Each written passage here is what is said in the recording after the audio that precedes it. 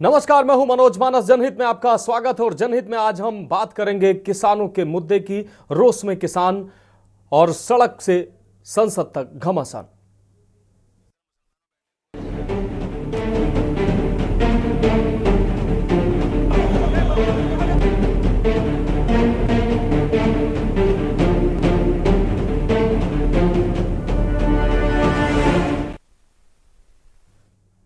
तो रोष में किसान, मांगों पर घमासान। 10% भूखंड देने समेत मांगों को लेकर चल रहे आंदोलन में गिरफ्तार किसानों को रिहा करने समेत मांगों को लेकर जेल भरो आंदोलन किसानों के द्वारा चलाया जा रहा है। शनिवार को किसानों के दिल्ली कूच करने की सूचना पर नोएडा परी चौक में सवेरे से ही भारी संख्या में पुलिस, पीएसी समेत आरपीएफ के महिला जवान भी तैनात की गई थी। करीब 12 बजे तुगलकपुर गांव की ओर से नारेबाजी करते हुए 30 से अधिक किसान महिलाएं परी चौक पहुंची।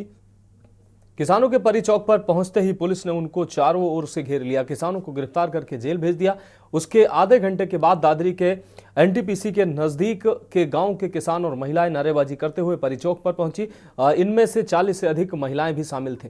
महिलाओं को पुलिस ने गिरफ्तार करने के दौरान काफी देर तक धक्का मुक्की भी किसानों और पुलिस के बीच देखने को मिली।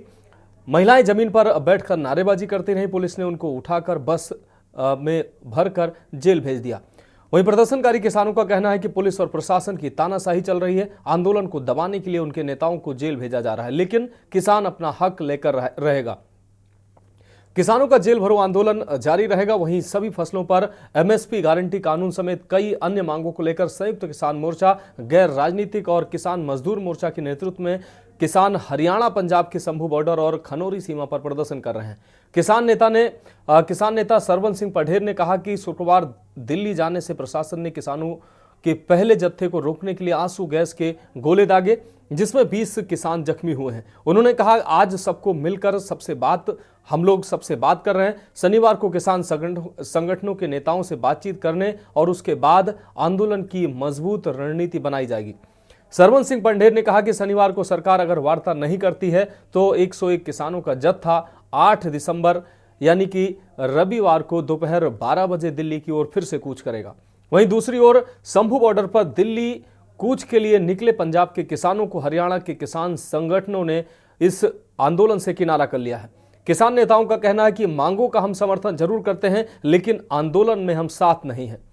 भारतीय किसान यूनियन चढ़ूनी और भारतीय किसान यूनियन संयुक्त किसान मोर्चा ने भी इस आंदोलन से दूरी बना ली है। सोनीपत में भी 20 गांव के सरपंच दिल्ली कूच के विरोध में उतर आए हैं। उनका कहना है कि किसी भी हालत में किसानों को हरियाणा में टेंट नहीं लगाने देंगे। वहीं शंभू बॉर्डर पर किसान और हरियाणा पुलिस और अर्धसैनिक बल के जवानों के बीच तानातनी से हरियाणा सीमाओं पर नाकेबंदी कर दी गई है। इससे राहगीरों को परेशानी हुई है। अंबाला के 11 गांव में इंटरनेट सेवाओं को भी बंद किया गया है, जिससे भी लोग परेशान हैं।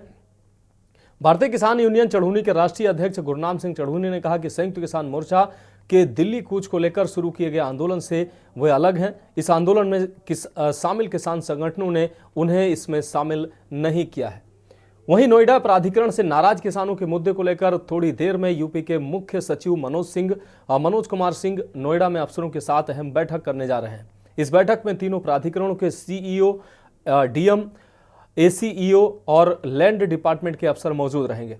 पुलिस के अफसर भी इस बैठक में मौजूद रहेंगे। किसानों के साथ साथ सिविल डिपार्टमेंट के कार्यों की समीक्षा भी करेंगे। मुख्य सचिव के कैंप ऑफिस में ये बैठक होगी।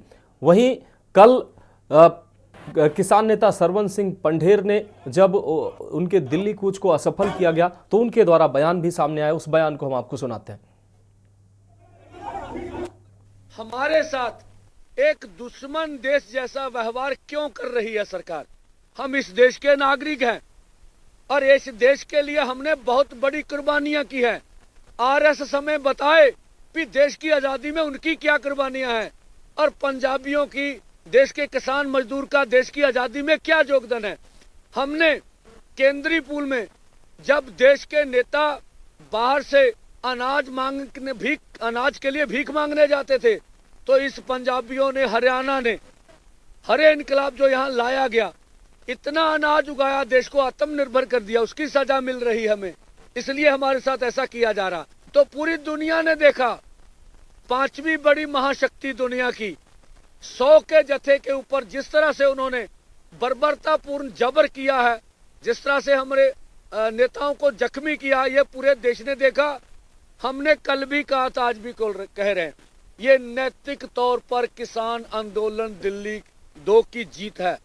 अब मोदी जी कोई भी उनके पास दलील नहीं है, अपील नहीं है कि हमें पीसफुली आगे बढ़ने से क्यों रोका जा रहा है। ये पता नहीं क्या ड्रामा कर रहे हैं। तो मुख्य सचिव आपको बता दें, आज नोएडा में बातचीत करने वाले हैं और नोएडा प्राधिकरण से जो किसान नाराज हैं उनसे मुख्य सचिव मनोज कुमार सिंह आज बातचीत करने वाले हैं।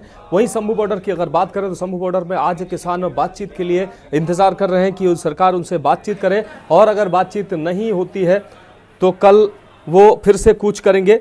हमारे साथ इस विषय पर चर्चा के लिए तमाम मेहमान हमारे साथ जुड़ चुके हैं। उससे पहले हमारे जो सहयोगी जुड़े हुए हैं उनसे हम उनके पास जाते हैं और चर्चा करते हैं। विनीत कुमार सहयोगी सोनीपत से हमारे साथ जुड़ चुके हैं, सुखविंदर सैनी संवाददाता हरियाणा हमारे साथ जुड़ चुके हैं, वहीं अशोक द्विवेदी नोएडा से हमारे साथ जुड़ चुके हैं। आपकी प्रतिक्रिया के बाद हम अपने मेहमानों के पास जाएंगे। सबसे पहले विनीत आपके पास आएंगे।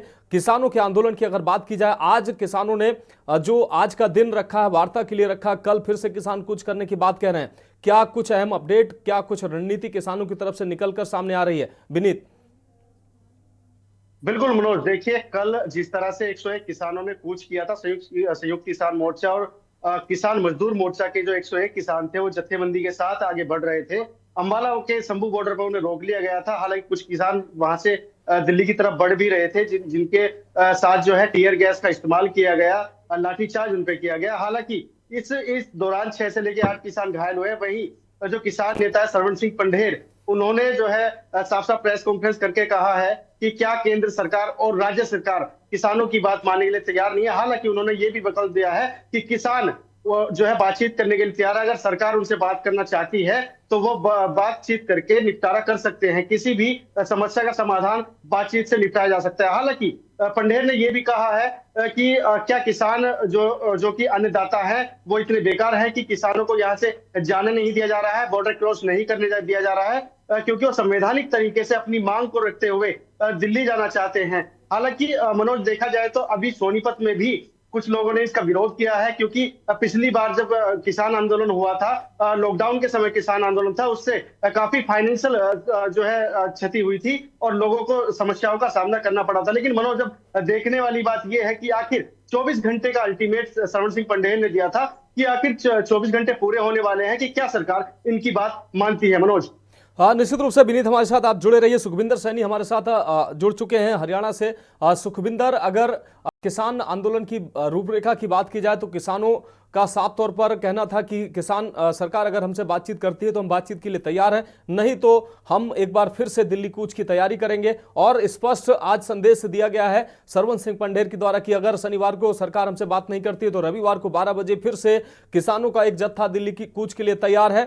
इस बीच अभी तक कोई ऐसे संकेत नहीं मिल रहे हैं कि सरकार उनसे बातचीत करने के मूड में है। लेकिन एक और अहम अपडेट इसमें सामने आया है कि हरियाणा के जो किसान संगठन है वो पंजाब के किसानों के इस आंदोलन से अपने आप को अलग करते नजर आ रहे हैं। वो कह रहे हैं कि हमारा नैतिक समर्थन तो है, मांगों में हमारा समर्थन है, लेकिन इस आंदोलन से हमको कोई लेना देना नहीं है।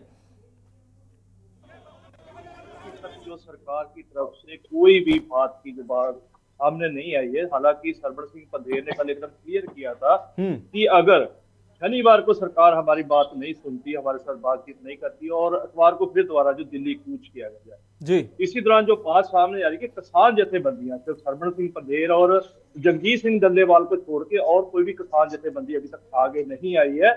और इसका विरोध जो है कल जो हुआ था, जो आंसू गैस के गोले चले थे, जो किसान जख्मी 16-17 किसान जख्मी हुए हैं कल और काफी गंभीर जख्मी हुए हैं, उसका विरोध जो पंजाब में भी देखने में मिल रहा है। जो अलग अलग जथेबंदियां हैं वो इस चीज का विरोध कर रही हैं कि जो किसानों के ऊपर जो जगजीत सिंह डल्लेवाल की बात करें या सरवण सिंह पंढेर की बात करें, इनका विरोध हो रहा है। और कहीं ना कहीं ये बात सामने आ रही है कि ये पूरा संयुक्त किसान मोर्चा इस मुहिम में शामिल नहीं है। जब तक पूरा संयुक्त किसान मोर्चा इसमें शामिल नहीं होगा तब तक आगे कूच करना थोड़ा मुश्किल लग रहा है। लेकिन अभी तक अपडेट बताए कि सरकार ने अभी तक किसानों के साथ कोई बातचीत नहीं की, अभी कोई रणनीति भी जो किसानों के सामने नहीं आई।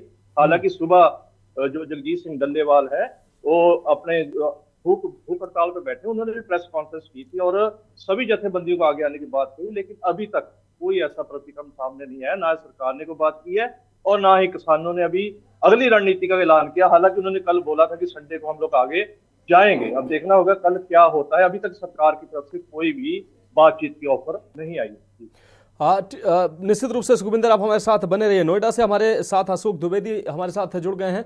अशोक, अगर नोएडा की बात की जाए, नोएडा अथॉरिटी से बड़ी संख्या में किसान नाराज हैं अपनी विभिन्न मांगों को लेकर। आज मुख्य सचिव से जो वार्ता करने की बात सामने आ रही थी, आज मुख्य सचिव नोएडा पहुंच रहे हैं और किसानों और तीनों अथॉरिटी हैं उनके साथ मुख्य सचिव की वार्ता होने वाली है। अब चूंकि किसान ये आरोप लगा रहे थे कि उनसे वार्ता नहीं की जा रही है, उनकी बात नहीं सुनी जा रही, आज मुख्य सचिव वहां पहुंच रहे हैं, उनसे वार्ता करने की बात सामने आ रही है। अब किसानों की क्या प्रतिक्रिया निकलकर सामने आ रही है? बिल्कुल मनोज, मैं आपको बता दूं, ये मामला 2 दिसंबर से गरमाया किसानों का। जी। बाकी प्राधिकरण पर जो किसान संगठन काफी टाइम से प्रोटेस्ट कर रहे थे, लेकिन 2 दिसंबर को जब दिल्ली कूच करने के लिए किसान निकले थे, जब उनकी बातें नहीं सुनी जा रही थी, तो जिनमें उनको सदन को घेरना था, करीब हजारों की संख्या में किसान महामाया फ्लाईओवर पर पहुंचे। उन्होंने दिल्ली जाने की कोशिश की, लेकिन उनको पुलिस द्वारा रोक लिया गया और उन्हें आश्वासन दिया गया कि 1 हफ्ता आप लोग दलित पेड़ा पार्क पर आप अपना शांतिपूर्वक प्रोटेस्ट करें, जिसको लेकर के आप लोगों की जो बात सरकार से रखी जाएगी, वहां से जो निर्णय आएगा उसके बाद किसानों को तक जारी रखना है। लेकिन जब उनको दिल्ली नहीं जाने दिया गया, उसके बाद दूसरे दिन दलित पेड़ा पार्क पर किसानों को जबरदस्ती अरेस्ट कर लिया गया, वही किसान नेताओं को अरेस्ट कर लिया गया। उसके बाद किसान नेता राकेश टिकैत ने महापंचायत करने का ऐलान किया दूसरे दिन, जिसमें वो किसानों की बातों को रखते और किसानों को छुड़ाने की मांग करते, लेकिन राकेश टिकैत को भी नोएडा नहीं पहुंचने दिया गया, उससे पहले ही उनको अरेस्ट कर लिया गया। वहीं मैं आपको बताऊं कि किसानों को अरेस्ट करने का सिलसिला जो है वो गौतम बुद्ध नगर में जारी है। आज भी जो किसान नेता जेल में बंद है, उनको छुड़ाने के लिए करीब 60 किसान परी चौक पे पहुंचे, जिनको भी पुलिस को पहले से भनक लग चुकी थी कि किसान नेता परी चौक आ रहे हैं, जो आंदोलन करेंगे। और यहाँ घंटे बाद करीब 40 महिलाएं किसान ये जो दादरी से आकर के परी चौक की तरफ पहुंची, जो अपने किसान नेताओं को छुड़वाने की मांग कर रही हैं। साथ में उनका जो 10% भूखंड है, उसकी मांग को लेकर के उन्होंने जब प्रोटेस्ट करना चाहा तो उनको भी अरेस्ट कर लिया गया। तो कहीं ना कहीं मैं आपको बता दूं, नोएडा या गौतम बुद्ध नगर में तीनों प्राधिकरण पे जो भी किसान बैठे थे, या जहां एक्सप्रेस वे के जो 0 पॉइंट पे किसान बैठे थे, सबको अरेस्ट कर लिया गया है। वहीं अगर देखा जाए, जब ये मामला ज्यादा गर्माता हुआ दिखा, क्योंकि पुलिस प्रशासन पे आरोप लग रहे हैं कि किसानों को अरेस्ट किया जा रहा है, वहीं किसानों में जेल भरो आंदोलन का माहौल है। तो जितने भी किसान नेता हैं या जो वैसे फार्मर जो बाहर निकलते हैं, उनको अरेस्ट कर लिया जा रहा है, सबको जेल भेजा जा रहा है, जिसको लेकर करके आज मुख्य सचिव मनोज कुमार सिंह ने संज्ञान लिया है, जो आज नोएडा में तीनों प्राधिकरण के सीयू और एसीयू और नोएडा के जो डीएम हैं उनके साथ बैठक करेंगे, जिसमें कुछ किसान नेता को भी बताया जा रहा है कि किसान नेता भी शामिल होंगे। लेकिन किसान नेता शामिल होने की जो उम्मीद है वो काफी कम दिख रही है मनोज, क्योंकि किसान नेता लगभग ज्यादातर नेताओं को जेल भेज दिया गया है। अगर कुछ नेता बाहर हैं भी तो उनको घर में ही नोएडा पुलिस द्वारा नजरबंद करके रखा गया। तो आज बड़ा फैसला ये है कि जो मुख्य सचिव आ रहे हैं इनके कैंप कार्यालय पे सेक्टर 14A में, ये तीनों प्राधिकरण के सीईओ और डिप्टी सीईओ के साथ में इनकी मीटिंग होगी। फिर उसके बाद किसानों के हक में क्या फैसला आएगा, इसकी रणनीति तय की जाएगी। तो उसके बाद में किसानों को जेल में रखा जाता है या जेल से छोड़ा जाता है, या किसानों को दोबारा प्रोटेस्ट करने की अनुमति दी जाती है, ये मामला जो है इनके जो अभी थोड़ी देर में कैंप कार्यालय पे इनका जो कमेटी बैठेगी और कमेटी की बैठक में निर्णय लिया जाएगा। मनोज, निश्चित रूप से अशोक हमारे साथ जुड़े रहिए। विनीत, आपसे एक छोटी सी प्रतिक्रिया, जिस तरीके से पंजाब के किसानों की इस प्रदर्शन पर हरियाणा के किसानों की प्रतिक्रिया आई है, संयुक्त किसान मोर्चा की बात कर ली जाए, चढ़ूनी ग्रुप चढ़ूनी संगठन की अगर बात कर ली जाए, उन्होंने साफ तौर से कहा है कि हमें इस प्रदर्शन से हमारा कोई लेना देना नहीं, हमारा नैतिक समर्थन जरूरी है। तो क्या लगता है आपको कि किसान अब बढ़ते नजर आ रहे हैं और ऐसे में किसान आंदोलन जो है वो उसकी जो धार है वो कुंद हो जाएगी? बिल्कुल, देखिए मनोज, ये आंदोलन जो है अब की बार कहीं ना कहीं दो गुटों में बढ़ता नजर आ रहा है, क्योंकि किसान मोर्चे के ही अलग अलग जो है किसान नेता है वो ही एक साथ होकर नहीं चल रहे हैं। तो वही देखा जाए तो जिस तरह से गुरनाम सिंह चढ़ूनी का बयान है कि हम इस किसान आंदोलन में हिस्सा नहीं लेंगे, इससे हमारा कोई मतलब नहीं है, वही किसान के जो सोनीपत है, सोनीपत के काफी किसानों का सहयोग इस आंदोलन को नहीं मिल रहा है। लेकिन पंजाब के किसान जो हैं वो लगातार यही कहते नजर आ रहे हैं कि जो ये आंदोलन है हम संवैधानिक तरीके से करते आ रहे हैं, वही ना तो हम ट्रैक्टर ट्रॉलियां लेके हम जो है कूच कर रहे हैं, केवल हम पैदल जो है अनुमति लेने के बाद 101 किसान यहाँ से निकल रहे थे। लेकिन कहीं ना कहीं मनोज, ये जो आंदोलन रोकने की प्रतिक्रिया है इसको सरमन सिंह पंढेर ने सरकार का, जो केंद्र सरकार है, राज्य सरकार का तानाशाही रवैया बताया है। लेकिन अब देखना यह है कि जो 24 घंटे अब बीत जाएंगे उसके बाद जो निर्णय आएगा, आखिर किसान का जो आंदोलन है आगे बढ़ेगा या फिर यही जो स्थगित हो गया समाप्त होगा। मनोज, निश्चित रूप से विनीत, इस तमाम जानकारी के लिए आपका बहुत शुक्रिया। अशोक, आप हमारे साथ जुड़े, आपका भी बहुत शुक्रिया। और सुखविंदर सैनी, आप हमारे साथ जुड़े, आपका भी बहुत शुक्रिया। फिलहाल विषय यही है कि किसानों में रोष लगातार बना हुआ है, लेकिन किसान अपनी मांगों के लिए अड़े हुए हैं। इस बीच नोएडा अथॉरिटी से जो किसान नाराज है उनसे बातचीत करने के लिए आज यूपी के मुख्य सचिव मनोज कुमार नोएडा पहुंच रहे हैं और किसानों के बीच वो वार्ता करेंगे। उनकी जो प्रमुख मांगे हैं उन मांगों पर विचार हो सकता है। लेकिन अगर पंजाब और हरियाणा के किसानों की अगर बात की जाए तो पंजाब के किसानों में आज कल की घटना को लेकर आज भी रोष देखने को मिला है और अहम रणनीति बनाई जा रही है। और कल पंजाब के किसानों का कहना है, सरवण सिंह पंढेर का कहना है कि अगर आज सरकार हमसे बातचीत नहीं करती है तो रविवार को वो फिर से एक बार दिल्ली कूच का ऐलान कर सकते हैं।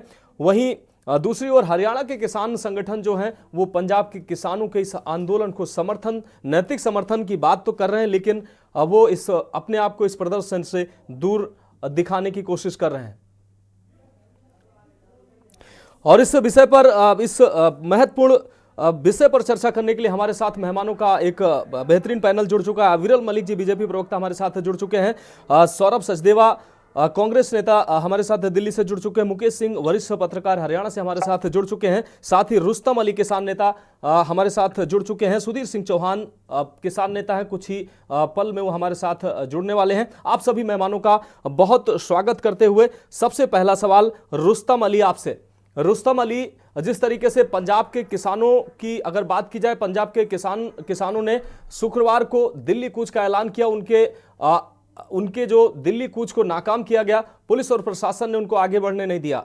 अब आज वो जो पंजाब के किसान आज अहम रणनीति बना रहे हैं और कह रहे हैं कि आज जो अगर हमसे बात सरकार नहीं करती है तो कल यानी कि रविवार को हम फिर से दिल्ली कूच कर सकते हैं। इस बीच बड़ा अपडेट ये सामने आया है कि हरियाणा के किसानों का समर्थन ही नहीं है जो पंजाब के किसान और इस प्रदर्शन को। चढ़ूनी ने साफ तौर पर कहा कि इस प्रदर्शन से हमारा कोई लेना देना नहीं है। अनम्यूट कर लीजिए रुस्तम अली जी।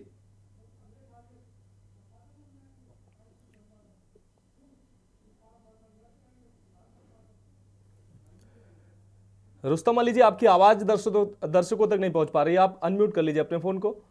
जी जी जी जी जी जी, आवाज आ रही है। हेलो जी जी, रुस्तम अली जी, आप बात रख सकते हैं अगर सवाल आपने सुन लिया तो। हाँ जी ਗੱਲ ਏਦਾਂ ਹੈ ਜੀ, ਆਪਣਾ ਕੀ ਕਹਿੰਦੇ ਆ, ਅਸੀਂ ਅੱਜ ਸਰਕਾਰ ਦਾ ਅਸੀਂ ਦੇਖ ਰਹੇ ਹਾਂ ਕਿ ਸਰਕਾਰ ਦਾ ਕੀ ਰਵੱਈਆ ਕਿਸਾਨਾਂ ਦੇ ਪ੍ਰਤੀ। ਸਰਕਾਰ ਸਾਡੀ ਕਿਸਾਨਾਂ ਦੀ ਗੱਲ ਸੁਣਨਾ ਚਾਹੁੰਦੀ ਆ ਜਾਂ ਨਹੀਂ। ਅਸੀਂ ਅੱਜ ਦਾ ਦਿਨ ਇਸ ਲਈ ਆਪਣਾ 101 ਬੰਦੇ ਦਾ ਜਥਾ ਰੋਕਿਆ ਹੋਇਆ ਕਿ ਅਸੀਂ ਦੇਖੀਏ ਕਿ ਸਰਕਾਰ ਸਾਡੀ ਗੱਲ ਸੁਣਨਾ ਚਾਹੁੰਦੀ ਹੈ ਜਾਂ ਨਹੀਂ। ਕੱਲ ਨੂੰ 101 ਬੰਦੇ ਰਵੀਵਾਰ ਦਿੱਲੀ ਵੱਲ ਨੂੰ ਕੂਚ ਕਰੇਗਾ। ਜਿੱਦਾਂ ਤੁਸੀਂ ਕਿਹਾ ਹੈ ਕਿ ਸਾਡੇ ਨਾਲ ਹਰਿਆਣੇ ਦੇ ਜਿਹੜੇ ਕਿਸਾਨ ਸਮਰਥਨ ਨਹੀਂ ਦੇ ਰਹੇ, ਚੜੂਨੀ ਦੀ यूनियन ਉਹ ਨਹੀਂ ਦੇ ਰਹੀ, ਤੇ ਅਸੀਂ ਇਹਨਾਂ ਚੀਜ਼ਾਂ ਦੇ ਉੱਤੇ ਬਹੁਤ ਉੱਪਰ ਉੱਠ ਚੁੱਕੇ ਹਾਂ। ਕਿਉਂਕਿ ਮਸਲਾ ਇਹ ਆ, ਉਹ ਬੀਜੇਪੀ ਸਰਕਾਰ ਨੂੰ ਵੀ ਪਤਾ ਹੈ, ਆਮ ਲੋਕਾਂ ਨੂੰ ਵੀ ਪਤਾ ਹੈ ਕਿ ਕਿਸਾਨ ਦੀ ਜਿਹੜੀ ਮੰਗਾਂ ਹੈ ਉਹ ਬਿਲਕੁਲ ਵਾਜਬ ਨੇ। ਹੁਣ ਸਾਡੇ ਨਾਲ ਸਰਕਾਰ ਜੁੜਦੀ ਆ ਜਾਂ ਸਰਕਾਰ ਸਾਡੇ ਮਸਲੇ ਹੱਲ ਕਰਨ ਦੇ ਲਈ ਸਾਡੇ ਨਾਲ ਤੁਰਦੀ ਆ ਤਾਂ ਸਾਨੂੰ ਇਹਦੇ ਤੱਕ ਵੀ ਕੋਈ ਪਰਵਾਹ ਨਹੀਂ। ਅਸੀਂ ਇਹ ਚਾਹੁੰਦੇ ਹਾਂ ਕਿ ਜਿਹੜੇ ਸਾਡੇ ਮਸਲੇ ਆ ਉਹ ਅਸੀਂ ਉਦੋਂ ਤੱਕ ਮੰਗਦੇ ਰਹਾਂਗੇ ਜਦੋਂ ਤੱਕ ਸਾਡੇ ਉਹ ਪੂਰਨ ਨਹੀਂ ਹੋਣਗੇ। ਕਿਉਂਕਿ ਪਹਿਲਾਂ ਵੀ ਅਸੀਂ 750 ਦੇ ਉੱਪਰ ਆਪਣੇ ਕਿਸਾਨਾਂ ਦੀ ਜਿਹੜੀ ਸ਼ਹੀਦੀਆਂ ਦਿੱਲੀ ਅੰਦੋਲਨ ਦੇ ਵਿੱਚ ਅਸੀਂ ਗਵਾ ਚੁੱਕੇ ਹਾਂ ਤੇ ਅਸੀਂ ਹੁਣ ਵੀ ਤਿਆਰ ਹਾਂ। ਕੋਈ ਗੱਲ ਨਹੀਂ, ਸ਼ਹੀਦੀ ਹੁੰਦੀ ਆ ਤਾਂ ਹੋ ਜਾਵੇ, ਪਰ ਮਸਲਾ ਇਹ ਹੈ ਕਿ ਸਾਡਾ ਪੰਜਾਬ ਦਾ ਜਿਹੜਾ ਕਿਸਾਨ ਆ ਉਹ ਪਿੱਛੇ ਉਦੋਂ ਤੱਕ ਨਹੀਂ ਮੁੜੇਗਾ ਜਦੋਂ ਤੱਕ ਸਾਡੇ ਜਿਹੜੇ ਮਸਲੇ ਹੱਲ ਨਹੀਂ ਹੋਣਗੇ। ਇਸ ਕਰਕੇ ਸਾਡੇ ਟੱਲੇਵਾਲ ਨੇ ਉਹ ਵੀ ਮਰਨ ਵਰਤਦੇ ਬੈਠੇ ਆ ਜੇ ਉਹਨਾਂ ਤੋਂ ਬਾਅਦ ਇਹ ਲੜੀਵਾਰ ਚੇਨ ਚੱਲਦੀ ਰਹੂਗੀ ਤੇ ਅਸੀਂ ਇਹ ਚਾਹੁੰਦੇ ਆ ਕਿ ਸਰਕਾਰ ਆ ਉਹ ਕਿਸੇ ਵੀ ਤਰੀਕੇ ਦੇ ਨਾਲ ਸਾਡੀਆਂ ਜਿਹੜੀਆਂ ਜਾਇਜ਼ ਮੰਗਾਂ ਹੈ ਉਹ ਮੰਨੇ ਤੇ ਅਸੀਂ ਚਾਹੁੰਦੇ ਆ ਕਿ ਸਰਕਾਰ ਆ ਜਿਹੜੀ ਉਹ ਜੇ ਤਕਰਾਰ ਨਹੀਂ ਚਾਹੁੰਦੀ ਜੇ ਸਰਕਾਰ ਚਾਹੁੰਦੀ ਆ ਕਿ ਅਸੀਂ ਕਿਉਂਕਿ ਕੱਲ ਵੀ ਸਾਡੇ ਉੱਤੇ ਉਹਨਾਂ ਨੇ ਮਿਰਚ ਦੀ ਵੀ ਆਪਣਾ ਸਪਰੇਅ ਕੀਤੀ ਆ ਅਥਰੂ ਗੈਸ ਦੇ ਗੋਲੇ ਵੀ ਸਿੱਟੇ ਆ ਸਾਡੇ ਦਰਜਨਾਂ ਜਿਹੜੇ ਕਿਸਾਨ ਆ ਉਹਨਾਂ ਨੂੰ ਜ਼ਖਮੀ ਵੀ ਕੀਤਾ ਹੈ ਤੇ ਅੱਜ ਕਿਸਾਨ ਦੇ ਕੋਲ ਰਸਤਾ ਕੀ ਆ ਹੋਰ ਜਰੀਆ ਕੀ ਆ ਅਸੀਂ ਆਪਣੀ ਮੰਗਾਂ ਕਿਵੇਂ ਪੂਰੀਆਂ ਕਰਵਾ ਸਕੀਏ ਮੈਂ ਤੁਹਾਡੇ ਤੋਂ ਬੀਜੇਪੀ ਸਰਕਾਰ ਤੋਂ ਇਸ ਮਾਧਿਅਮ ਰਾਹੀਂ ਪੁੱਛਣਾ ਚਾਹੁੰਦਾ ਹੈ ਕਿ ਜੇ ਤੁਹਾਨੂੰ ਤੁਸੀਂ ਸਾਡੀ ਮੰਗਾਂ ਨੂੰ ਵੀ ਜਾਇਜ਼ ਮੰਨਦੇ ਹੋ ਕਿ ਅਸੀਂ ਬਿਲਕੁਲ ਜਾਇਜ਼ ਨੇ ਠੀਕ ਆ ਇਸ ਗੱਲ ਤੋਂ ਤਾਂ ਤੁਸੀਂ ਬਿਲਕੁਲ ਮੁੱਕਰ ਨਹੀਂ ਰਹੇ ਫਿਰ ਅਸੀਂ ਆਪਣੀ ਮੰਗਾਂ ਜੇ ਆਮ ਲੋਕ ਪਰੇਸ਼ਾਨ ਹੋ ਰਹੇ ਆ ਸਾਡੇ ਨਾਲ ਬਾਕੀ ਬੰਦੇ ਨਹੀਂ ਕਾਂਗਰਸ ਪਾਰਟੀ ਬਾਕੀ ਬੀਜੇਪੀ ਸਰਕਾਰ ਸਾਡੇ ਮਤਲਬ ਇਸ ਮਸਲਿਆਂ ਦੇ ਉੱਤੇ ਪਹਿਰਾ ਨਹੀਂ ਦੇਣਾ ਚਾਹੁੰਦੀ ਤਾਂ ਅਸੀਂ ਤੁਹਾਡੇ ਪੁੱਛਣਾ ਚਾਹੁੰਦੇ ਹਾਂ कि ਸਾਡੇ रुस्तम अली जी हरियाणा के किसानों का साफ तौर कहना है वो आपके इस आंदोलन को समर्थन नहीं दे रहे हैं। उनका कहना है कि इससे पहले जो आंदोलन हुआ उसमें देश को तमाम आर्थिक नुकसान हुआ और इस बार का जो आंदोलन है तो उनका साफ तौर पर कहना है कई संगठनों का कि ज्यादती हो रही है वो इसको अपना समर्थन नहीं देते हैं। मांगों को उनका समर्थन है लेकिन वो आपके साथ ही नहीं है फिर आंदोलन ये आपका कहां तक जाएगा? अपने आप ਤੁਸੀਂ ਇਹ ਗੱਲ ਕਹੀ ਆ ਕਿ ਕਿਸਾਨਾਂ ਦੀਆਂ ਮੰਗਾਂ ਬਿਲਕੁਲ ਜਾਇਜ਼ ਨੇ ਹਰਿਆਣੇ ਦਾ ਕਿਸਾਨ ਆ ਜਾਂ ਬੀਜੇਪੀ ਸਰਕਾਰ ਆ ਉਹ ਸਾਡੀਆਂ ਮੰਗਾਂ ਦੇ ਉੱਤੇ ਸਾਡੇ ਨਾਲ ਨਹੀਂ ਹੈਗਾ ਇੱਕ ਪਾਸੇ ਤੁਸੀਂ ਮੰਨ ਰਹੇ ਹੋ ਕਿ ਸਾਡੀਆਂ ਮੰਗਾਂ ਬਿਲਕੁਲ ਜਾਇਜ਼ ਨੇ ਤੇ ਅਸੀਂ ਇਹ ਕਹਿਣਾ ਚਾਹੁੰਦੇ ਆ ਕਿ ਪੰਜਾਬ ਤਾਂ ਸ਼ੁਰੂ ਤੋਂ ਹੀ ਐਦਾਂ ਚੱਲਦਾ ਆਇਆ ਕਿ ਪੰਜਾਬ ਹਮੇਸ਼ਾ ਇੱਕ ਸੰਘਰਸ਼ੀ ਸੂਬਾ ਹੈ ਜਦੋਂ ਵੀ ਕਿਤੇ ਸੰਘਰਸ਼ ਦੀ ਗੱਲ ਉੱਠਦੀ ਆ ਤਾਂ ਪੰਜਾਬ ਜਿਹੜਾ ਉਹ ਸਭ ਤੋਂ ਪਹਿਲਾਂ ਸੰਘਰਸ਼ ਦੇ ਲਈ ਤੁਰਦਾ ਹੈ ਸਾਨੂੰ ਇਹ ਪਰਵਾਹ ਨਹੀਂ ਕਿ ਸਾਡੇ ਨਾਲ ਕੌਣ ਹੈਗਾ ਕੌਣ ਨਹੀਂ ਸਾਨੂੰ ਪਤਾ ਹੈ ਅਸੀਂ ਆਪਣੀ ਜਗ੍ਹਾ ਬਿਲਕੁਲ ਸਹੀ ਆ ਪੰਜਾਬ ਦਾ ਜੇ ਕਿਸਾਨ ਐਮਐਸਪੀ ਦੀ ਗੱਲ ਕਰਦਾ ਤੇ ਪੰਜਾਬ ਦਾ ਜਿਹੜਾ ਕਿਸਾਨ ਆ ਉਹ ਐਮਐਸਪੀ ਆਪਣੇ ਪੰਜਾਬ ਸਰਕਾਰ ਜਾਂ ਫਿਰ ਆਪਣੇ ਲੈਵਲ ਤੋਂ ਵੀ ਕਰ ਸਕਦਾ ਪਰ ਅਸੀਂ ਐਮਐਸਪੀ ਆ ਪੂਰੇ ਇੰਡੀਆ ਦੇ ਲਈ ਭਾਰਤ ਦੇ ਲਈ ਮੰਗ ਰਹੇ ਆ ਤੇ ਪੰਜਾਬ ਦਾ ਜਿਹੜਾ ਕਿਸਾਨ ਆ ਜਾਂ ਪੰਜਾਬ ਦੇ ਲੋਕ ਆ ਉਹ ਹਰ ਵਾਰ ਠੀਕ ਆ ਆਪਣੇ ਨਾਲ ਬਾਕੀ ਸੂਬਿਆਂ ਨੂੰ ਵੀ ਉਸੇ ਤਰ੍ਹਾਂ ਦੇਖਦੇ ਆ ਤੇ ਅਸੀਂ ਚਾਹੁੰਦੇ ਆ ਕਿ ਜੇ ਬਾਕੀ ਹਰਿਆਣੇ ਦੇ ਜਿਹੜੇ ਕਿਸਾਨ ਆ ਉਹ ਸਾਡੀ ਵਿਚਾਰਧਾਰਾ ਦੇ ਨਾਲ ਨਹੀਂ ਸਹਿਮਤ ਸਾਡੇ ਤੌਰ ਤਰੀਕੇ ਦੇ ਨਾਲ ਨਹੀਂ ਸਹਿਮਤ ਜੇ ਬੀਜੇਪੀ ਸਰਕਾਰ ਵੀ ਸਾਡੇ ਇਸ ਤਰੀਕੇ ਤੋਂ ਨਹੀਂ ਸਹਿਮਤ ਕਿ ਅਸੀਂ ਦਿੱਲੀ ਆਈਏ ਤੇ ਸਾਨੂੰ ਹੋਰ ਤਰੀਕਾ ਦੱਸਿਆ ਜਾਵੇ ਕਿ ਅਸੀਂ ਆਪਣੀ ਮੰਗਾਂ ਸਰਕਾਰ ਤੋਂ ਕਿਵੇਂ ਪੂਰੀਆਂ ਕਰਵਾਈਏ ਅਸੀਂ ਤੁਹਾਡੇ ਤੋਂ ਹੀ ਇਹ ਸਵਾਲ ਕਰਦੇ ਹਾਂ ਕਿ ਅਸੀਂ ਆਪਣੀਆਂ ਮੰਗਾਂ ਜਿਹੜੀਆਂ ਜਾਇਜ਼ ਮੰਗਾਂ वो किद्दां सरकार तो पूरियां करवाई जाइए। ठीक है रुस्तम अली जी हमारे साथ सौरभ सचदेवा जी कांग्रेस नेता हमारे साथ जुड़े हुए हैं। सौरभ सचदेवा जी आपके पास आते हैं। किसानों का नोएडा अथॉरिटी के किसानों की अपनी अलग मांग थी, वो लगातार आंदोलन कर रहे थे। उधर दूसरी तरफ शंभू बॉर्डर पर किसानों का उग्र रूप कल देखने को मिला और किसान दिल्ली कूच कर रहे थे। हालांकि प्रशासन ने उनके दिल्ली कूच को असफल कर दिया। अब नई रणनीति के तहत किसान अब कह रहे हैं कि रविवार को अगर उनकी मांगे उनसे बातचीत नहीं होती, उनकी मांगे पूरी नहीं होती है तो रविवार को फिर दिल्ली कूच करेंगे। इस बीच जो किसानों का संगठन था अलग अलग, अब संगठन इस बार बढ़ता नजर आ रहा है। पिछली बार का जो किसानों का आंदोलन था वो एकजुट आंदोलन था, सभी किसान एकजुट थे। इस बार मांगे भी अलग अलग नजर आ रही हैं और किसानों के जो संगठन थे वो अलग अलग सुर में बात कर रहे हैं। तो अगर किसानों की मांग भी अगर जायज है तो किसानों के इस आंदोलन को कहां तक सफलता मिलेगी, क्योंकि पंजाब के किसानों का हरियाणा के किसान समर्थन नहीं कर रहे हैं। नोएडा के जो किसान हैं उनकी जो प्रमुख मांगे थी, आज मुख्य सचिव उनके बीच पहुंच रहे हैं, वो भी उनकी अगर समस्या हल हो जाती है तो सिर्फ पंजाब के किसान ही इस आंदोलन में रह जाएंगे। सबसे पहले तो मैं आपके और आपके इस चैनल को नमस्कार करता हूं और अपने सभी पैनलिस्ट को नमस्कार करता हूं जी। देखिए जी, सबसे मनोज जी मेन मुद्दा क्या है वो सोचने की बात है कि किसान मांग क्या रहा है। 750 किसानों ने शहादत दे दी। किस लिए शहादत दे दी? कि एमएसपी को मांगने के लिए। एक एमएसपी की लीगल गारंटी वो लोग मांग रहे हैं। एमएसपी मतलब मिनिमम सपोर्ट प्राइस, मिनिमम मांग रहे हैं वो अपने लिए मैक्सिमम भी कुछ नहीं मांग रहे। वो तो सिर्फ अपनी फसलों के दाम मांग रहे हैं, अपनी मेहनताना इस सरकार से मांग रहे हैं। और जो बात ये है कि किसान आंदोलन में 750 किसानों ने शहादत दे दी और उसके बाद आपने देखा होगा कि सरकार ने 3 काले कानून खुद वापस लिए।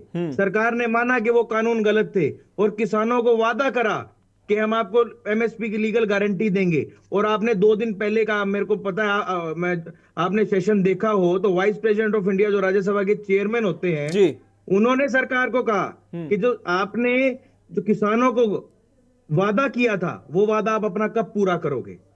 Vice president of India Rajya Sabha chairman ने ये बात सेशन में ऑन रिकॉर्ड ये बात कही कि आप अपना, तो सरकार अपने वादा के खिलाफ हो जा रही है। और इंस्टेड ऑफ कि वो अपना वादा पूरा करें, अब क्या माहौल बनाया जा रहा है कि हरियाणा का किसान पंजाब के किसान के साथ नहीं है, यूपी का किसान उसके साथ नहीं है। ऐसा कुछ नहीं है। आप सभी ने एक स्टेटमेंट सुनी होगी कि सभी किसान नेता कह रहे हैं हम नैतिकता के आधार पर हम इन सभी मांगों के साथ हैं। आंदोलन करने का तरीका भला ही सबका अलग अलग हो सकता है।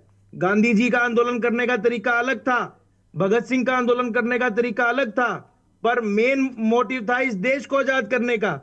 ये सभी अच्छे आदमियों का मेन मोटिव है कि किसानी बचे, देश का किसान बचे।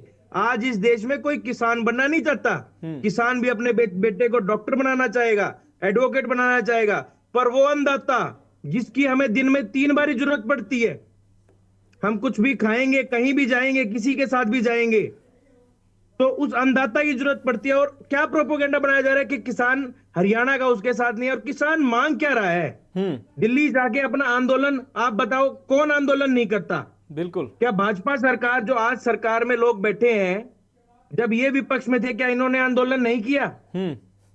क्या सरकार के एमएलए मांग नहीं मानते? चलिए, निश्चित रूप से के पक्ष में नहीं है। सौरभ सचदेवा जी, आपकी बात आ गई। एक ब्रेक का वक्त है और ब्रेक के बाद निश्चित रूप से अविरल मलिक जी से इन आपके सवालों का जरूर जवाब लेंगे कि आखिर जो अन्नदाता है उसको उसके अधिकार जो है, जो मांग रहा है, वो कब मिलेंगे। क्योंकि अभी 2 दिन पहले आपने जिक्र किया कि उपराष्ट्रपति ने भी साफ तौर पर निशाना साधा था कि किसानों से जो वादे किए गए थे उन वादों को कब तक पूरा किया जाएगा। एक ब्रेक के लिए रुकते हैं, जल्द हाजिर होते हैं।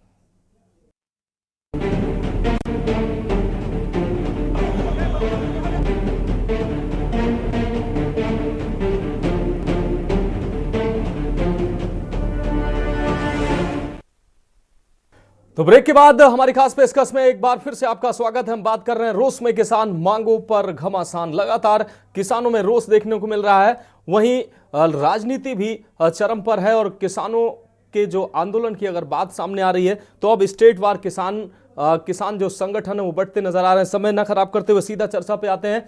हमारे साथ अविरल मलिक जी, बीजेपी प्रवक्ता, हमारे साथ जुड़े हुए हैं। अविरल मलिक जी, ब्रेक से पहले अभी सौरभ सचदेवा जी ने कई आरोप लगाए। उन्होंने अन्नदाता की बात की और उपराष्ट्रपति जी ने जो 2 दिन पहले एक बयान दिया था, उन्होंने कहा था कि किसानों से जो पिछले आंदोलन में जो किसानों से वादा किया गया था उस वादे को आज तक सरकार ने पूरा नहीं किया। क्यों पूरा नहीं किया, आप जवाब दे दीजिए। जी नहीं, देखिए, किसानों का जहां तक विषय है, भारतीय जनता पार्टी और नरेंद्र मोदी जी की सरकार पूर्ण रूप से किसानों के साथ खड़ी है। 100% भारतीय जनता पार्टी किसानों के लिए कार्य करती है। जिन जिन राज्यों में भारतीय जनता पार्टी की सरकार है, निश्चित रूप से वहां जितने भी फैसले लिए जाते हैं किसानों के पक्ष में लिए जाते हैं, किसानों के हित में लिए जाते हैं। हम ही वो लोग हैं जो किसानों के हित में कदम उठाते हैं। हम हमेशा से किसानों के हित में कार्य करते रहे हैं। और उसके साथ साथ सचदेवा जी यहाँ बैठे हुए हैं, कांग्रेस के नेता हैं, इन्हें बताना चाहिए कि किस प्रकार से 60 साल तक इस देश में इनकी सरकार रही। 2004 से 14 के बीच में कितने किसानों के लिए फैसले लिए गए, ये भी जरा इन्हें स्पष्ट कर देना चाहिए।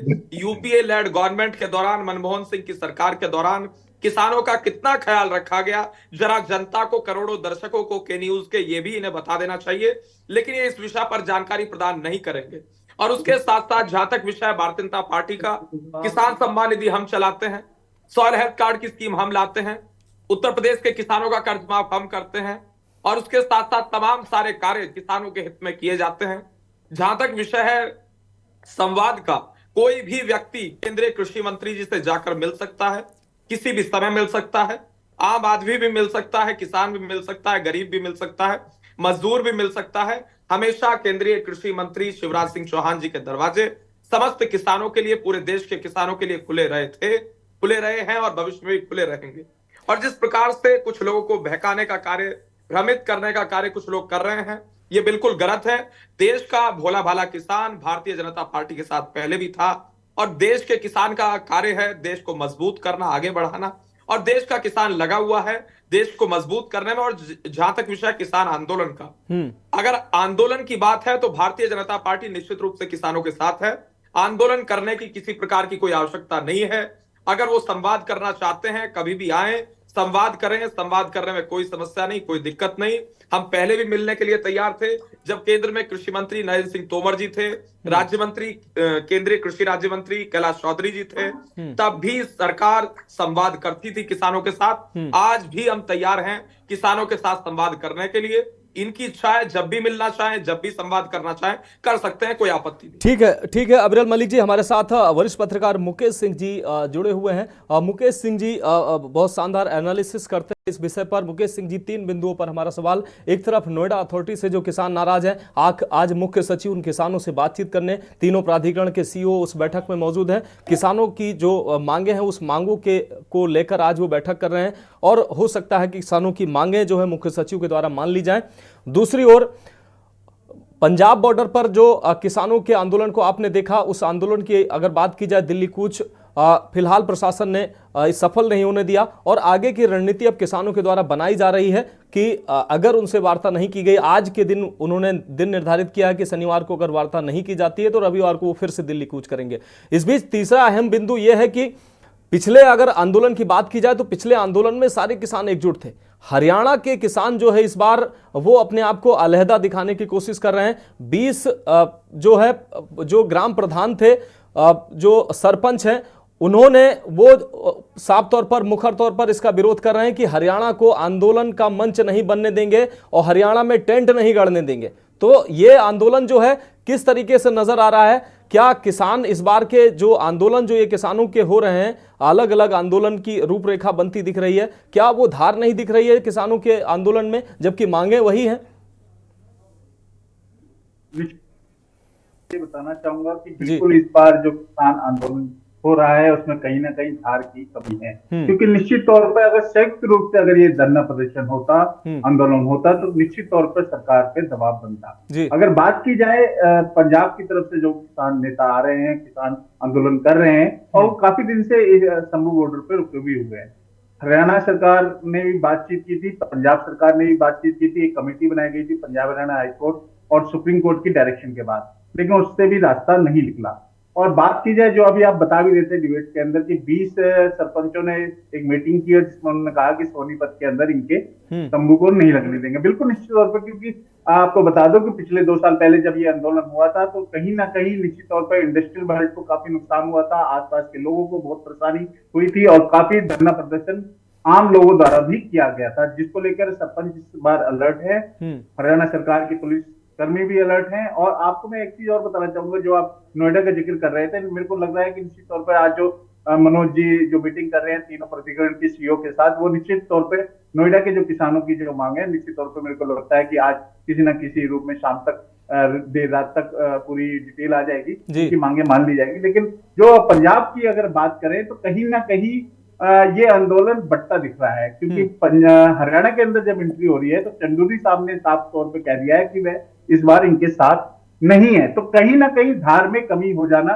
इसको एक अहम बिंदु में मानूंगा। क्योंकि अभी मैं आपके किसान नेता की बात सुन रहा था, वो कह रहे थे कि भारतीय जनता पार्टी ने हमारी मांगे नहीं मानी और हमसे मांगे मनवा के रहेंगे। लेकिन मैं आपसे ये चीज बताना चाहूंगा कि बातचीत से ही रास्ता निकलेगा। किसी तरह का किसी को धमकी देना, ये चीज गलत होगी। क्योंकि अभी पिछले दिन ही शिवराज सिंह चौहान ने अभी सदन के अंदर पटल पे बात रखी कि वो एमएसपी पर प्रतिबद्ध है, जितनी भी किसानों की फसलें हैं वो एमएसपी पे ली जाएंगी। लेकिन वो कब ली जाएंगी वो अभी तक उन्होंने क्लियर नहीं किया। ये भारतीय जनता पार्टी को भी अपने स्तर पर, जो इनके प्रवक्ता है अबरेल मलिक जी मेरे मित्र भी हैं, इनको भी क्लियर करना चाहिए कि वो कब तक हो जाएगी। लेकिन हरियाणा के अंदर अगर बात की जाए तो 24 फसलें एमएसपी पे ली जा रही है, जबकि पंजाब की अगर बात करें, यूपी की बात करें, कर्नाटक की बात करें, हिमाचल की बात करें, राजस्थान की बात करें, तो इन राज्यों के अंदर भी अगर राज्य सरकार चाहे तो एमएसपी के अंदर कई फसलों को ले सकते हैं। जैसे हरियाणा ने लिया है उसी तरह पंजाब को भी लेना चाहिए, क्योंकि पंजाब की तरफ से आंदोलन हो रहा है तो पंजाब सरकार को भी इनिशिएटिव लेते हुए इस मांगों को मानना चाहिए। लेकिन ये केंद्र सरकार के जरिए इस सारी मांगों को बनवाना चाहे तो वो भी आपको मैं बता दूं, टेक्निकली कहीं ना कहीं WTO के अंदर 6 कंट्री भारत सरकार के खिलाफ गई है कि आप किसानों को सब्सिडी देते हैं। आप कहीं भी चेक कर सकते हैं, ये WTO के अंदर 6 देश भारत के किसानों के विरुद्ध भारत सरकार के खिलाफ वहां गए हैं कि भारत सरकार सब्सिडी पे इनकी फसल ले रही है। तो ये कहीं ना कहीं केंद्र सरकार पर भी दबाव है। हाँ, इंटरनेशनल दबाव सरकार पर भी है। बिल्कुल, इसमें और कहीं ना कहीं ये चीजें देखिए, होता है जब सत्ता पक्ष होता है तो उस पे कहीं ना कहीं टेक्निकली दबाव होता ही है। जब किसी भी तरह का आंदोलन होता है तो निश्चित तौर पे बातचीत होनी चाहिए, चाहे सत्ता पक्ष हो या विपक्ष। विपक्ष की कार्यशैली पर भी प्रश्न चिन्ह उठ रहा है कि जब उनकी सत्ता में सरकार थी तब उन्होंने क्या किया। स्वामीनाथन की जो रिपोर्ट थी वो 2019 में भारतीय जनता पार्टी ने उसकी कई सिफारिशें मानी जी, लेकिन 2014 से 2019 तक 5 साल का समय में भारतीय जनता पार्टी ने क्या किया। 2019 में क्यों मानी, 2014 में जब सरकार आ गई थी भारतीय जनता पार्टी की तो 5 साल का डिले क्यों किया गया। स्वामीनाथन आयोग की सिफारिशें तो बहुत पुरानी है। अगर विपक्ष की बात की जाए तो कांग्रेस 10 साल 2004 से लेकर 2014 तक केंद्र में रही, उसने एमएसपी पे क्या किया। अब विपक्ष में है तो वो उनके नेता प्रतिपक्ष कह रहे हैं कि हम ये मांगे हैं, लंबा चौड़ा ट्विटर पे अपना भाषण लिख रहे हैं। तो इस चीज से ये चीजें नहीं होंगी। उनकी जहां जहां सरकारें हैं वहां लोकल जो किसान हैं उनकी मांगे पूरी की जाए तो कहीं ना कहीं जो किसानों के लिए हित में काम हो पाएगा।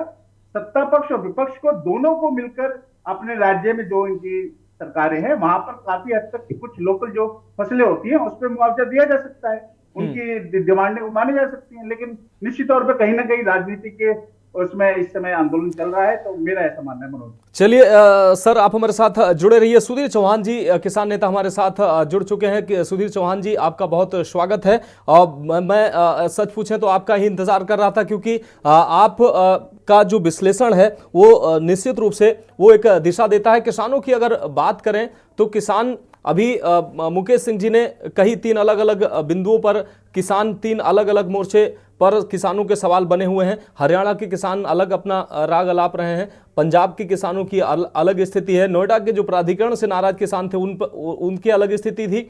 उनका जो साफ तौर पर कहना था कि हमारे मांगे अलहदा हैं, हमको उनसे ना जोड़ने का प्रयास करिए। जबकि पंजाब के किसानों ने जो अभी 4 दिन पहले आंदोलन हुआ उसमें घुसने का प्रयास किया कि इन्हीं के माध्यम से आगे कूच किया जाए। लेकिन चूंकि नोएडा में आज मुख्य सचिव बातचीत कर रहे हैं, अब किसानों का जो आंदोलन है वो किस दिशा में जा रहा है। पंजाब के किसानों की जो है वो केंद्र से सीधे तौर पर क्या टकराने की स्थिति बन रही है क्योंकि हरियाणा का किसान अपने आप को अलग कर रहा है। क्या स्थिति आपको नजर आ रही है? आप किसान नेता हैं, साफ तौर पर आप इन स्थितियों को समझ रहे हैं और इस पर आप बेबाकी से बोलते भी हैं। धन्यवाद मनोज जी। देखिए मैं स्पष्ट कर दूं, जो कम्युनिकेशन जो आज मुख्य सचिव मनोज सिंह जी जो तीनों अथॉरिटीज के सीईओ ले रहे हैं, ऐसा नहीं है कि ये चीजें जो आंदोलन, दरअसल क्या है, बीजेपी को, भारतीय जनता पार्टी को एक आदत पड़ गई है जो इनकी स्टेट गवर्नमेंट हो या सेंट्रल गवर्नमेंट हो, लोग एजिटेट नहीं करते जब तक सड़क पर नहीं आते, जब तक ये लोग सोते रहते हैं। और जहां आ जाए कहीं ना कहीं हर चीज को एक ही तरीके से, एक ही चश्मे से इनको देखने की आदत पड़ चुकी है। गौतम बुद्ध नगर का जो आंदोलन चल रहा है, ये भूमि अधिग्रहण को लेकर जो हमारा संतोष है वो स्पष्ट रूप से उसके लिए आंदोलन है। जब आप रिहेबिलिटेशन वाला पार्ट, जब 100% में से 90% आप पैसा दे देते हैं, 10% का पैसा आप इसलिए काट देते हैं कि आपको रिहेबिलिटेशन में 10% का प्लॉट दिया जाएगा, आप उसको नहीं दे रहे। और ऐसा नहीं है कि आज की मांग है, 1997 से करार नियमावली लागू हुई और ये ऑटोनोमस बॉडी है, अपने आप डिसीजन लेती है।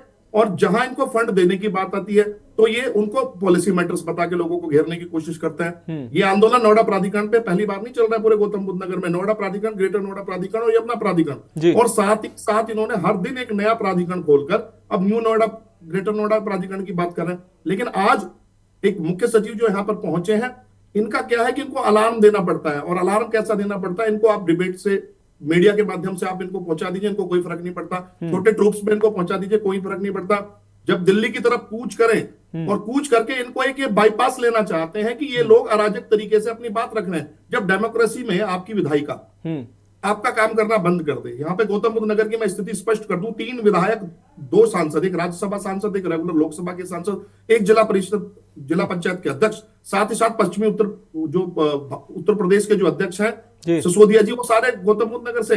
लेकिन कभी आप मुझे पिछले 4 या 5 साल में एक ऐसी मीटिंग बता दीजिए कि इनके जनप्रतिनिधियों ने, 7 जनप्रतिनिधियों ने मिलकर किसानों के नेताओं को बिठाकर कहीं संवाद स्थापित करने की कोशिश की। वो कभी तो साफ तौर पर इसमें बेशक ये बात तो इसको अविरल मलिक जी को स्वीकार करना पड़ेगा क्योंकि जो उनके जो प्रतिनिधि हैं वो किसानों के बीच जाते ही नहीं है, इसीलिए ये बात होती है और फिर सीधे बात सरकार तक पहुंचती है, सरकार पर आती है कि भाई सरकार ऐसा कर रही है। मैं ऐड कर दूं, या तो ये जनप्रतिनिधि अब इन सरकारों के लिए, जो वर्तमान की सरकार है, इनके लिए कोई मायने ही नहीं रखते हैं। बस एक वो रिप्रेजेंटेटिव है, वोट उनसे लिया और उनको एक कठपुतली की तरह कहीं पर बैठा कर रख दिया। क्योंकि जो जनप्रतिनिधि हैं वो अपने क्षेत्र, अपने एरिया में संवाद स्थापित करने के लिए उनको प्रतिनिधि चुना जाता है। और कहीं ना कहीं जो भूमि अधिग्रहण बिल का गौतम बुद्ध नगर में मुद्दा चल रहा है, इस मुद्दे को केवल गौतम बुद्ध नगर तक सीमित ना करें। भूमि अधिग्रहण बिल 2013 देश में आ चुका है, बिल्कुल क्लियर डेफिनेशन उसके अंदर है कि सर्किल रेट का 4 गुना मुआवजा ग्रामीण क्षेत्र में देना पड़ेगा और 2 गुना मुआवजा शहरी क्षेत्र में देना पड़ेगा।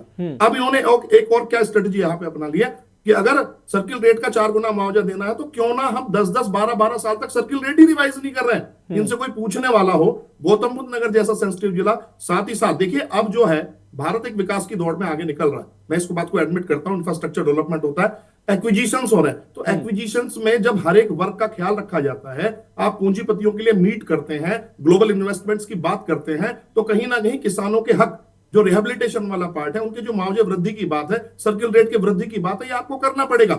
इन कामों को प्रैक्टिकल रूप से करना पड़ेगा। आप अगर पूंजीपतियों का मेला लगा सकते हैं तो किसानों का भी मेला लगाकर उनके ग्रीवेंस को सेटल किया जाना चाहिए। और जहां तक बात है हरियाणा और पंजाब के आंदोलन की, ये लोग इंतजार ही कर रहे थे कि कब ये लोग आगे बढ़े और इनके साथ इनका स्पैट हो। अगर इनको कोई डिसीजन लेना होता, क्या आज सरकार आज बनी है, केंद्र सरकार को बने लगभग 7 से 8 महीने का वक्त बीत गया, नए देश को कृषि मंत्री भी मिल गए, लेकिन इन्होंने कभी अपनी साइड से कोई इनिशिएटिव लिया? ये कोई अपने साइड से एक कॉल ली इन्होंने? जब किसान आगे बढ़ा, आके हमसे बात कीजिए, बैठे बैठे ये कोई न्योता ही नहीं भेज सकते। बहती गंगा में स्नान। भाई साहब, आप तो किसान नेता हैं। शिवराज सिंह चौहान जी तो आम आदमी से ही मिलते हैं, गरीब से ही मिलते हैं। आपने स्वभाव देखा शिवराज जी का, वो तो गरीब से मिलकर भाषण लाने भाई, आप तो किसान नेता है। चुनावी भाषण नहीं है कि इनिशिएशन क्या है। नहीं, चुनावी भाषण में बिल्कुल नहीं दे रहा हूं। और मैं इस बात को एक बात और सुनिए अमरल जी, अगर आप पर्सनल अटैक करेंगे, मैं कह सकता हूं इस विषय पर राजनीति मत करिए, मेरे किसान के ऊपर राजनीति मत करिए, मेरे देश के अन्नदाता के ऊपर राजनीति मत करिए। मेरे देश का अन्नदाता है और हम अन्नदाता का ख्याल हमेशा रखते आए हैं। अन्नदाता आपको अन्नदाता को जमीन को क्यों छीन रहे हैं आप उनको सर्किल रेट, कोई जमीन नहीं छीन रहा है। अभी 2 मिनट में आप आ जाएंगे अडानी और अंबानी पे। आइए गौतम बुद्ध नगर में आपको दिखाता हूँ मॉडलपुर गांव, ऐसे गांव जिनको रिहेबिलिटेशन में 6, 5, 6 और 7% के प्लॉट देने जाते थे, आप वहां पे रोजाना वहां पे फिल्म सिटी बनाने की बात करते हैं। सबसे पहले जब आप जिस जमीन के मालिक ही नहीं है अब्रेल जी, जब आपको 90% जमीन का ही आपका एक्सक्लूसिव राइट बेचने का है, 10% का आप अलॉटमेंट एक स्लॉट बना के क्यों नहीं कर देते? आपको पहले तो जो एक्विजिशन की 3 कंडीशन होती हैं, इस किसान को अब इतना आप कमजोर ना समझे। एक्विजिशन की फर्स्ट कंडीशन है आप पैसे दें, आप कमजोर ना समझे। उसके बाद आपने मोदी जी के ऊपर आरोप लगाना प्रारंभ किया था शुरू में ही। सबसे पहली लाइन जो आपने बोली थी, देश के पहले टारगेट करते हुए बोली थी। देखिए नहीं, देखिए ये बात आपको माननी पड़ेगी। क्या बात करते हैं? इससे पहले देश आप नहीं चल रहा जैसे था। ही पधारे, आपने जो पहली लाइन बोली अपना ओपनिंग स्टेटमेंट दिया, क्योंकि आपने अविरल मलिक जी, आप जवाब दे दीजिएगा। सुन लीजिए सुधीर चौहान जी को सुन लीजिए। आप अविरल जी आपसे ही जवाब लेंगे, सुन लीजिए सुधीर चौहान जी कह क्या रहे हैं आखिर। अगर ये प्रश्न नहीं पूछेंगे, अगर केंद्र सरकार ने हमें कृषि अधिग्रहण, भूमि अधिग्रहण बिल्कुल लागू, तो क्या मैं अमेरिका के राष्ट्रपति के लिए उंगली उठाऊंगा? अगर मुझे रिहेबिलिटेशन वाला पार्ट उत्तर प्रदेश सरकार से कराना है, जो सोशल इंपैक्ट का काम है, वो क्या मैं जाके कनाडा की सरकार से बोलूंगा?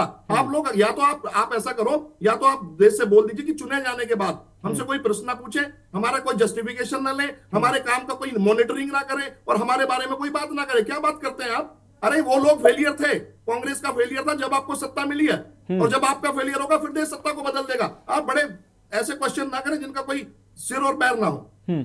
ठीक है सुधीर चौहान जी। अविरल मलिक जी, आप जवाब दे दीजिए, उसके बाद सौरभ सचदेवा जी के पास आते हैं। अविरल मलिक जी, साफ तौर पर सुधीर चौहान जी ने कहा कि 90% जमीन ही आप अलॉट कर सकते हैं, 10% जो किसान को मिलनी है, वो उस 10% का अलॉटमेंट आप वर्षों नहीं करते हैं, फिर सर्किल रेट बढ़ जाता है, फिर आप कहते हैं सर्किल रेट बढ़ गया, अब यहां जमीन नहीं देंगे, फिर वो अन्नदाता क्या करेगा भाई? जमीन जिसकी जा चुकी है वो घर कहां बनाएगा, खाएगा क्या? जी नहीं, ये हमारी जिम्मेदारी है, किसानों का हित सुनिश्चित करना हमारी जिम्मेदारी है। और सुधीर जी मुझे कह रहे थे कि हम बिना सिर पैर की बात कर रहे हैं, तो बिना सिर पैर की हम बात कभी नहीं करते हैं। विद फैक्ट विद एविडेंस हम बात करते हैं। और उसके साथ साथ जहां तक बात है किसानों की, अन्नदाता की, हम अन्नदाता के साथ कल भी खड़े थे, आज भी खड़े हैं, भविष्य में भी खड़े रहेंगे। हम वोट के लिए अन्नदाता के साथ नहीं खड़े हैं, हम अन्नदाता के साथ इसलिए खड़े हैं क्योंकि हमारी पार्टी अन्नदाताओं की पार्टी है, हमारी पार्टी किसानों की पार्टी है। हम लोग स्वयं किसान हैं, मोदी जी किसानों से जुड़े हुए हैं निश्चित रूप से, और उसके साथ साथ शिवराज सिंह चौहान जी किसान पुत्र हैं। इस बात को भी आपको जान लेना चाहिए। जितने हमारे मुख्यमंत्री हैं, चाहे नायब सिंह सैनी जी हो या जितने भी हमारे चीफ मिनिस्टर्स हैं, वो स्वयं किसान पुत्र हैं और धरती से जुड़े हुए हैं, गरीबों से जुड़े हुए हैं, मजदूरों से जुड़े हुए हैं, किसानों से जुड़े हुए हैं। इसीलिए हमारे ऊपर आरोप लगाना बिल्कुल बेबुनियाद है, तथ्यों से परे है। उसके साथ साथ जहां तक बात है किसानों के हितों की रक्षा की, आप अपने मुद्दे उठा रहे हैं, बिल्कुल उठाइए, हमें कोई आपत्ति नहीं है। आप आंदोलन कर रहे हैं, आप करिए, हमें कोई आपत्ति नहीं। हम तो चाहते हैं संवाद स्थापित हो और मुद्दों का हल हो किसी भी प्रकार से शांति के साथ। चलिए, उम्मीद है कि नोएडा में आज मुख्य सचिव पहुंचे हैं और किसानों की बात वो किसानों के बीच पहुंचे हैं और किसानों की जो समस्याएं हैं वो हल होंगी, क्योंकि लंबे समय से किसान संघर्ष कर रहे हैं। अविरल जी आपके पास आते हैं, सौरभ सचदेवा जी हमारे साथ जुड़े हुए हैं। सौरभ जी, आपने सुधीर चौहान जी को सुना और उसका जवाब भी अविरल मलिक जी ने दिया, क्या प्रतिक्रिया है आपकी? देखो जी, भारतीय जनता पार्टी का तो सिर्फ एक ही महत्व रह गया कि कैसे ना कैसे क्षेत्रवाद पे, बिरादरीवाद पे कैसे लड़वाया जाए। अब किसानों को भी एक बिरादरी बना दी गई है कि किसानों की एक बिरादरी है। अब पंजाब का किसान अलग है, वो अलग मिट्टी में खेती करता है, किसान हरियाणा का अलग बना दिया। नहीं, अविरल मलिक जी ने बात नहीं कही है, किसानों के अलग अलग प्रतिक्रियाएं किसान खुद दे रहे हैं अपनी प्रतिक्रिया। अविरल मलिक जी ने कहा है भाई? अविरल मलिक जी ने थोड़ी कहा है कि हरियाणा के किसान समर्थन नहीं दे रहे, वो तो किसान खुद कह रहे हैं। अविराज जी की बात नहीं कर रहा मैं, भारतीय जनता पार्टी की बात कर रहा हूं कि किस तरीके से किसानों को एक सिंगल बिरादरी में कन्वर्ट कर दिया, किस तरीके से क्या प्रोपेगेंडा रचा जा रहा है। किसानों ने हरा दिया उत्तर प्रदेश में उपचुनाव में, किसानों ये हरियाणा में किसानों ने नहीं, हरियाणा में लोकतंत्र, हरियाणा में ईवीएम ने हमें हराया है। अच्छा, आपको मैं बता दूं, हरियाणा में जब हमारी सरकार थी ईवीएम ने हरा दिया, झारखंड में नहीं हराया। जातिगत जनगणना आप लेके, जातिगत जनगणना की मांग आप करते हैं सौरभ जी, और कहते हैं कि किसानों को और उनको जाति के और उसके आधार पर भाजपा बांट रही है। भाई, जातिगत जनगणना की बात आप करते हैं, झारखंड में आप जीते हैं, आपके सहयोगी जीते हैं, तो वहां ईवीएम बढ़िया थी और महाराष्ट्र और यूपी में खराब हो गई। सकते हैं किसान की ताकत को आप नहीं नकार सकते। 750 किसानों की शहादत हुई, प्रधानमंत्री बने हैं, किसान के द्वारा मोदी को प्रधानमंत्री बनाया गया है, किसानों ने हमारा समर्थन किया है, आपको एक्सेप्ट करना पड़ेगा। ठीक है, नहीं, आप किसानों की बात आओ ना, वो मिनिमम एमएसपी मांग रहे हैं किसान। आप एमएसपी कब दोगे? किसान क्या करेगा शिवराज सिंह चौहान जी से मिलकर, जब तक उनकी डिमांड तो पूरी करो किसान की। आप कह रहे हो शिवराज सिंह चौहान आधी रात को मिलते हैं, अरे आधी रात को मिलकर क्या करें, मांग तो पूरी नहीं करते। सौरभ सचदेवा जी, हमें लग रहा है कि जैसे 10 साल आपने किसानों को घुमा घुमा के काट दिया, वैसे ही अविरल मलिक जी भी काटने वाले हैं। और किसानों के जो मूल मुद्दे, उनकी मुख्य मांग एमएसपी है, तो लंबे समय से एमएसपी की मांग ना आपने उनकी पूरी की, ना भाजपा वाले पूरी कर रहे हैं। ठीक है, मुकेश जी से आखिरी प्रतिक्रिया हमारी। मुकेश जी, आपने साफ तौर पर बीजेपी को भी सुना, कांग्रेस को भी सुना और सुधीर चौहान जी को भी सुना। सुधीर चौहान जी ने साफ तौर पर नोएडा के जो किसानों का दर्द है उन्होंने साफ तौर पर उजागर किया। आखिरी प्रतिक्रिया आपकी। बिल्कुल मनोज जी, सुधीर जी की बात से मैं सहमत हूँ। तो भूखंडों को लेकर जो